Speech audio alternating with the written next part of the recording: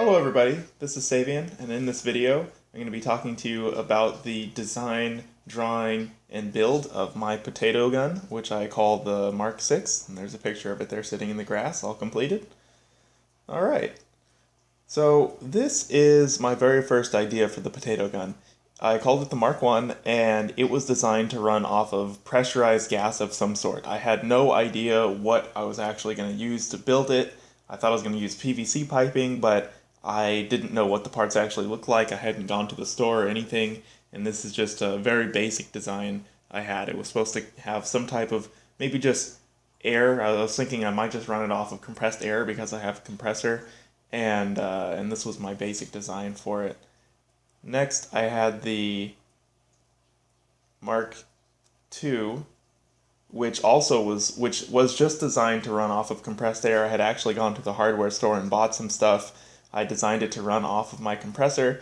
It's designed to connect with the compressor quick release, and I had a few valves, and I got a gauge, and this whole idea started, I just had a half-inch PVC pipe that was like 20 feet long, and I was like, hey, I'm gonna make a potato gun, so this is all designed to be a half-inch barrel, and then a few other pieces and stuff, and this is the design I had. It got a lot more realistic as I go on because I'm actually seeing the materials and what I have available.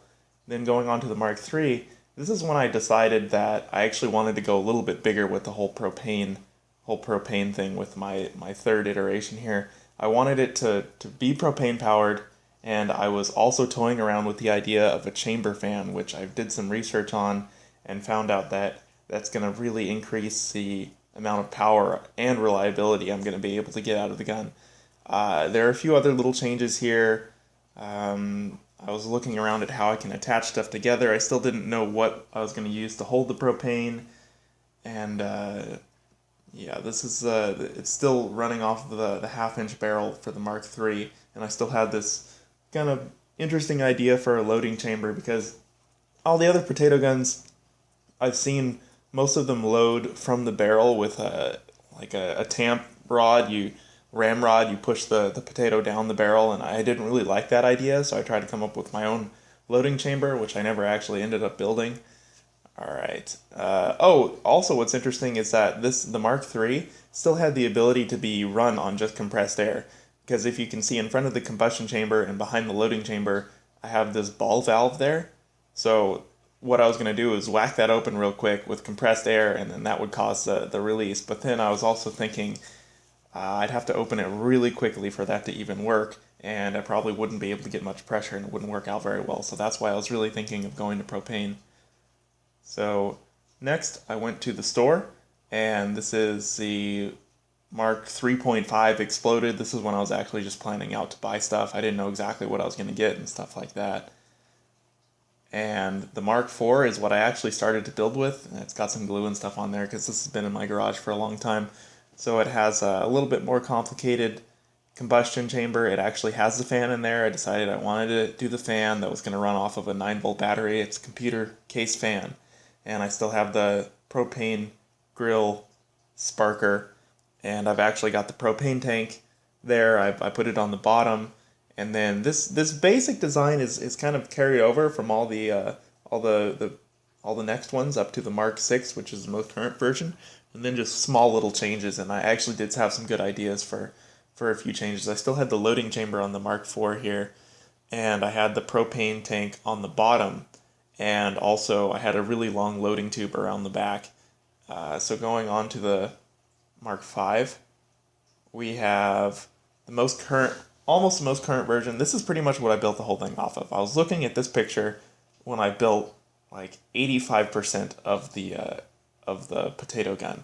So I've got the nice handle there. I decided to make the barrel removable for ease of transportation and also venting out. I moved the propane up to the top because I decided I wanted to fire this on top of my shoulder like a rocket launcher instead of having it under my arm like I was first thinking of doing it. And I finally had the wiring and stuff down for the chamber fan and the ignition system going on there. And I'm pretty sure I had all the parts at that point. So this is pretty much what I built. And then The final version, the Mark 6, just has small changes, very small changes.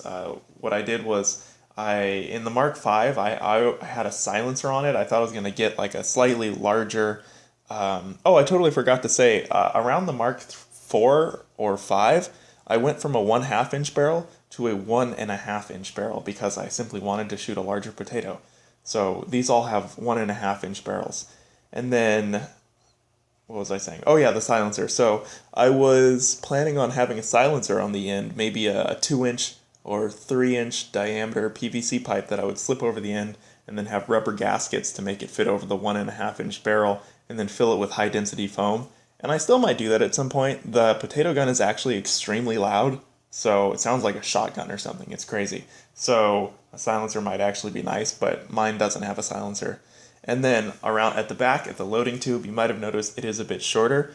That's because I always had the gas gate valve and the gauge in line right after one another. So I made the U at the back really long, and I don't know why I didn't think of this earlier, but if I just put one on one side and one on the other side, it makes the loading chamber shorter and the gun overall more compact and it's easier to not break if I put it down or something like that. And also I have the strapping material holding on the propane tank support and a few other little changes that I might be forgetting about. So now I think we're going to go on to the...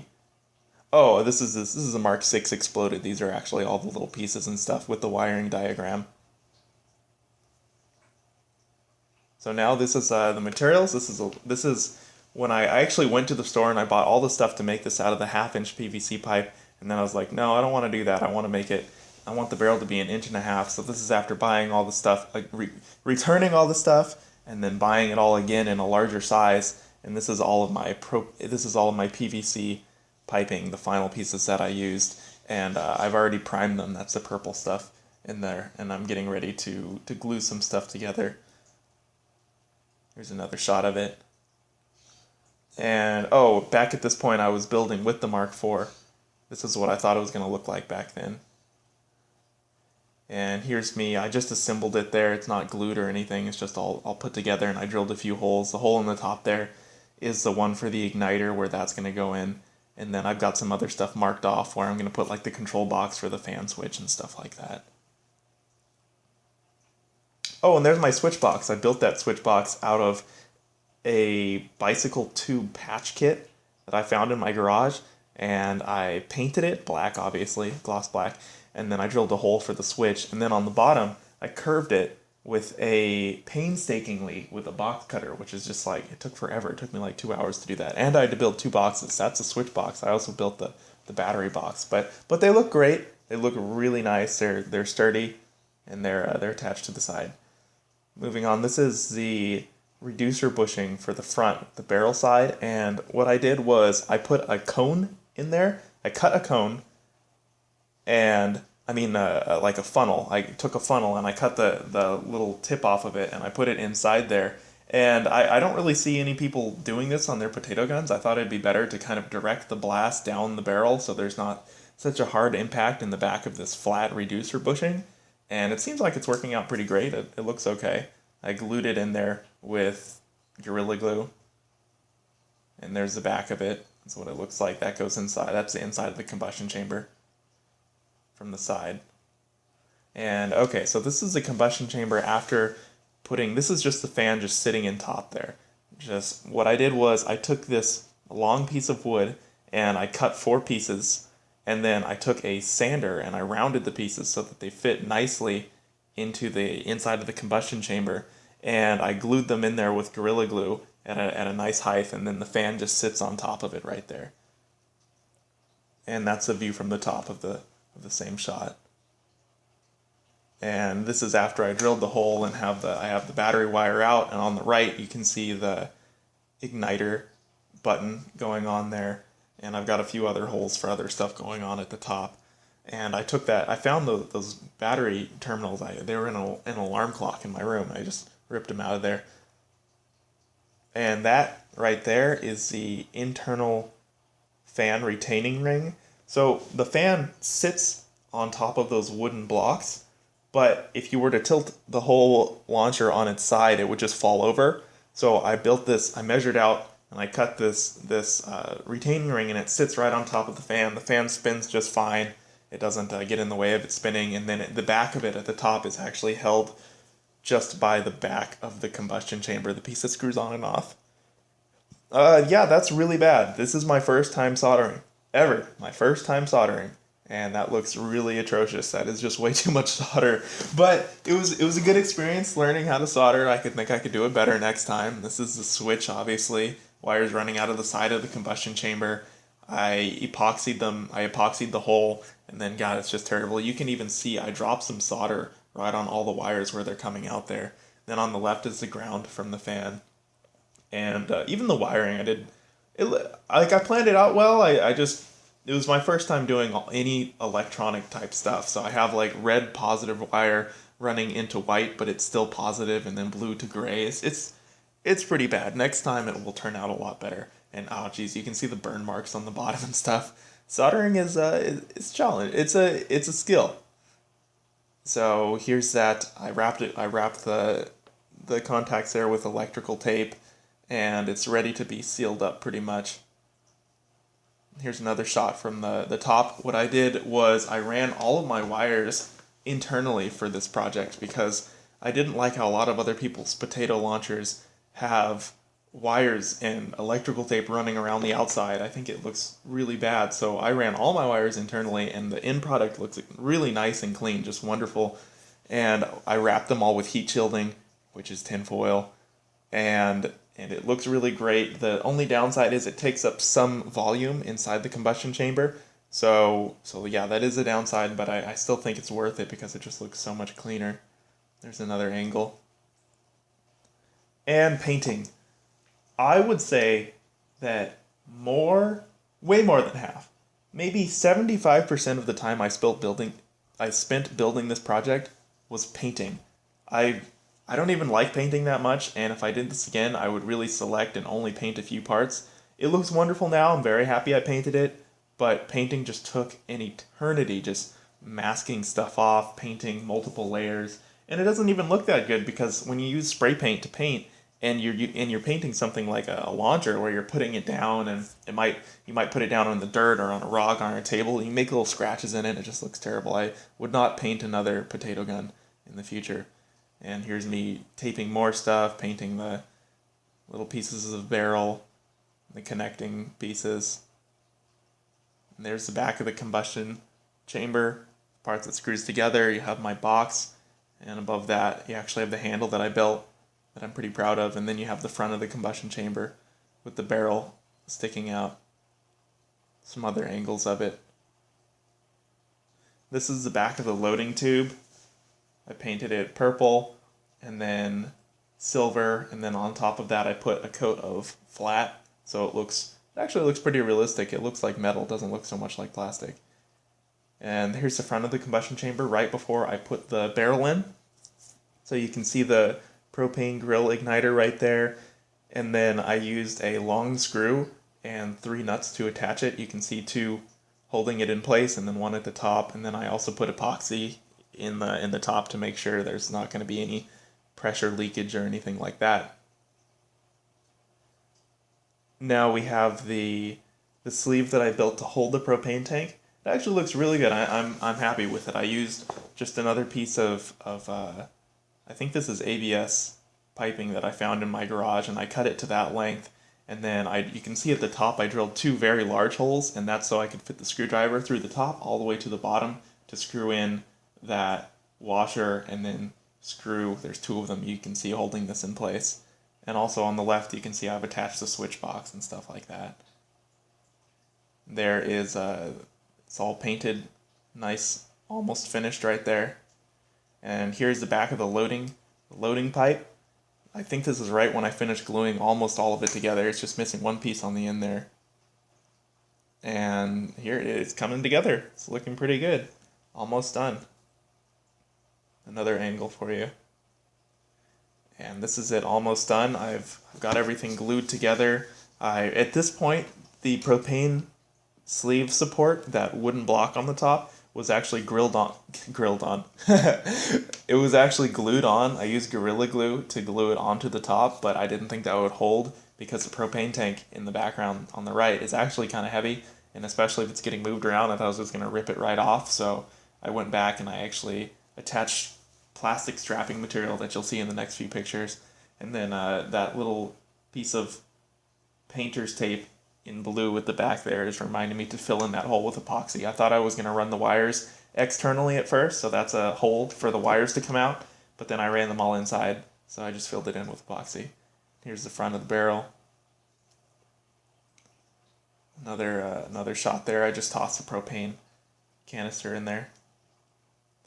And this is the other side, so this is the side that goes right by my head when it's being fired. I've got the strapping material on there now. Just held it together with a screw and a nut, and I've got the propane assembly attached at the top there. So it's looking pretty good, almost done.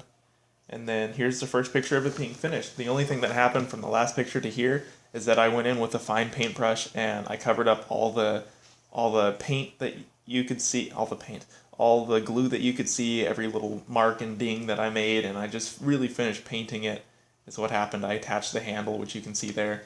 Pretty happy with the handle, it's looking pretty great. And yeah, this is actually the first picture of it completed. So really happy that day. And then I wheeled it outside to take a few more pictures. You can see the porting at the end of the barrel and the handle, and it's just looking really good. Really happy with this project. Here's another shot from the back. Control systems. You can see where I painted over there with a flat black paint. And the loading tube there with the gauge and the barrel porting. Another shot from the front. And then it was time to test it. So I did a flame test. You can watch that in my shooting video if you click on it. It's another video I've uploaded before. And then I actually went to the range. Here's one picture of me launching a potato out there. It's pretty great. That was a good day. Actually, I only got 2 shots off that day because I figured out a major problem with my spud gun is that after every shot, to vent it, because of the design, I have to remove the propane canister on top and then unscrew the back end of the combustion chamber, and that process takes like almost 2 minutes, and it's really annoying. And then I also have to remove the barrel. So I came up with also you can see in this picture, you might be like, wait, where'd the handle go? On the first shot, the handle snapped off. So I had to find a better way to attach it, and also I had a really big problem with venting. So what I did to combat that was I took it apart, and in the back of the combustion chamber, I drilled a hole straight through the reducer bushings and into the inside there. There's another shot of it in the inside. So the hole on the right is where the propane comes in from the propane tank through the loading tube, and on the hole on the left is the new hole that I drilled. And what I did was I inserted a 1/2-inch PVC pipe into the side, and I built a little port, a venting port, so that I can just unscrew a cap to vent it and just take off the barrel instead of removing the propane tank and everything to vent it out. So I haven't tested it yet, but I'm hoping this is going to remedy the problem, and it would be really nice if it did, because shooting when you're actually outside and you don't have access to something like a compressor to vent it out after every shot is just super annoying. So hopefully this will work. And there is the venting assembly. After I put it together, another trip to Home Depot, and I painted it gloss black. I primed it, then painted it gloss black.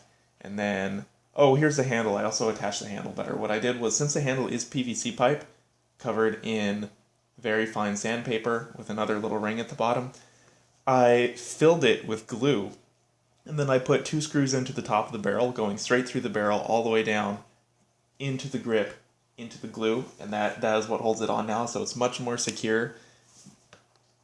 And here's another shot of the screws going through it. So the only downside is I actually did shorten the barrel, because you can't put the potato down that far anymore because of the screws going through there, but I really only shortened it by like 3 inches.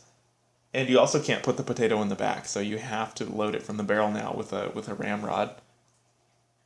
And here's the finished venting cap right there. I painted it again with, I put another layer of primer over it because I didn't like the gloss black. And it was weird. The primer actually kind of cracked and stuff because I was putting it over gloss paint, and then I painted it gloss red on top. So it's got this really interesting cracked look. It looks like metal. It's really neat how that happened. I like it. It was a mistake, but it turned out really well. Another angle of it there. And there it is, my newest version, almost done. Oh, that's actually before I glued in the new venting cap. And there it is all together. So this is the new final version, and I have the final drop there, the Mark 6. And I put it in my lawn to take some nice shots of it there. And it's looking really great. I'm really happy with it. Angle from the back. And there's me. Great. So this has been a super fun summer project for me. I've had a great time, and I've learned a lot about just putting stuff together. I know so much about plumbing now. It's crazy, and just about engineering and drawing stuff and putting stuff together. And I was able to learn some chemistry, even learn some gas laws, and it's been a lot of fun. So if you have any questions, if you'd like to know how I did my potato launcher tips or anything, go ahead and ask them, and I'd be more than happy to answer in the comments and stuff. And I'll be putting up some more shooting videos soon. Thanks for watching.